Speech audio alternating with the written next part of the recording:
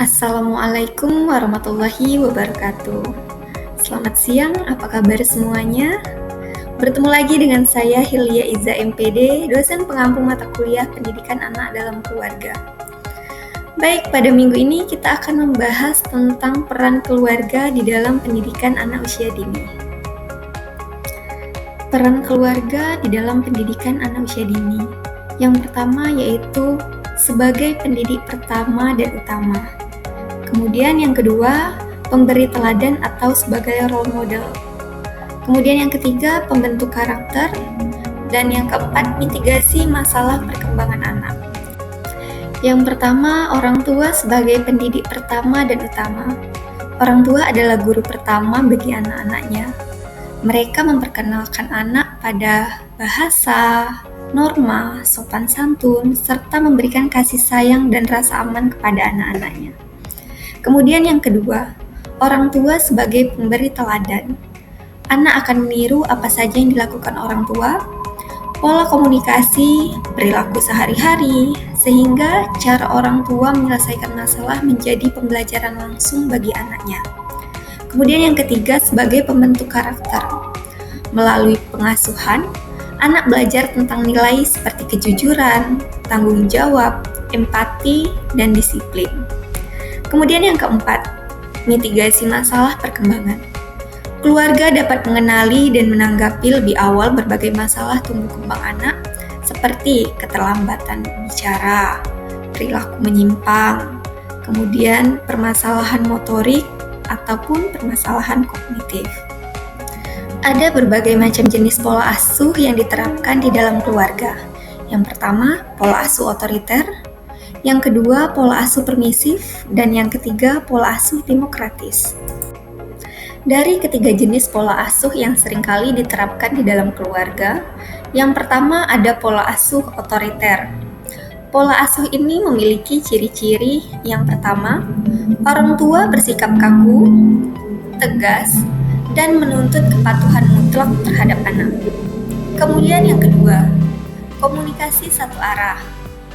Anak harus patuh tanpa penjelasan apapun dari orang tua.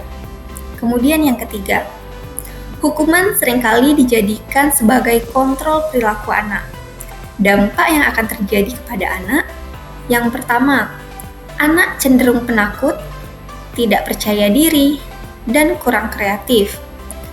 Anak bisa patuh tetapi tidak memahami alasan dibalik aturan yang diberikan. Kemudian yang kedua, pola asuh permisif. Pola asuh ini memiliki ciri-ciri. Yang pertama, orang tua sangat memanjakan anak dan tidak menetapkan batasan yang jelas. Yang kedua, anak dibiarkan mengambil keputusan sendiri tanpa pendampingan dari orang tua. Yang ketiga, jarang memberikan konsekuensi terhadap perilaku negatif anak. Dampak yang akan terjadi pada anak, yang pertama, anak kurang disiplin, egois, dan sulit menghargai aturan. Yang kedua, anak sering mengalami kesulitan dalam mengontrol sosial dan emosinya. Kemudian yang ketiga, pola asuh demokratis. Pola asuh ini memiliki ciri-ciri orang tua tegas tetapi tetap hangat dan terbuka terhadap anaknya. Yang kedua, memberikan kebebasan yang terarah disertai dengan penjelasan dan aturan yang jelas. Yang ketiga, komunikasi dua arah. Anak didengarkan pendapatnya. Selanjutnya, menggunakan pendekatan positif dalam disiplin. Dampak yang terjadi pada anak, yang pertama, anak akan tumbuh lebih percaya diri, mandiri, dan bertanggung jawab. Yang kedua, anak memiliki kemampuan sosial yang baik dan mudah terhadap lingkungannya, dan anak pun akan lebih percaya diri. Lalu apa saja tantangan pendidikan anak dalam keluarga modern seperti sekarang ini? Yang pertama, keluarga sibuk dan waktu terbatas. Hal ini seringkali terjadi pada kedua orang tua yang bekerja. Waktu yang terbatas, sehingga membuat interaksi antara kedua orang tua dan anak pun terbatas. Dampaknya, anak akan kurang kasih sayang, kurang bimbingan dari orang tuanya, dan kurang perhatian dari kedua orang tuanya. Kemudian yang kedua, pengaruh media dan teknologi.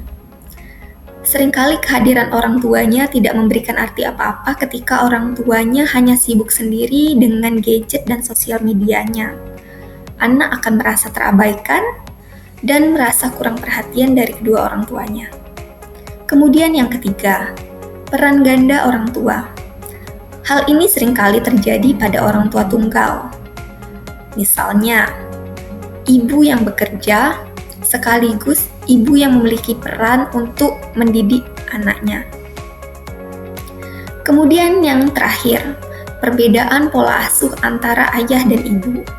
Sebaiknya kedua orang tua harus memiliki kesepakatan pola asuh yang seperti apa yang akan diterapkan. Misalnya, untuk batasan-batasan yang dibolehkan dan yang tidak dibolehkan terhadap anak. Orang tua harus memiliki komitmen untuk sepakat.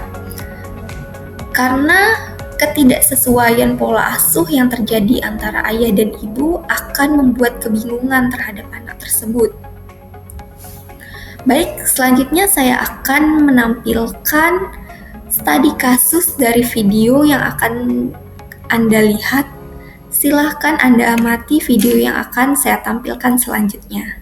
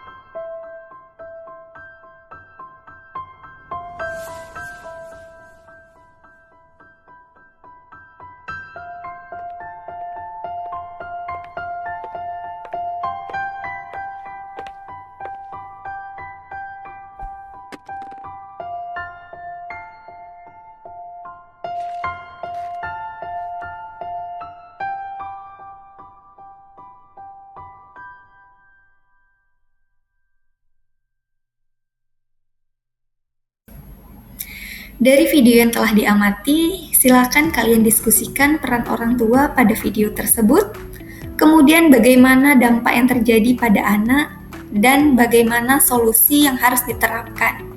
Selamat bekerja! Kita sudah sampai di akhir materi pembelajaran pada minggu ini. Semoga bisa dipahami dengan baik.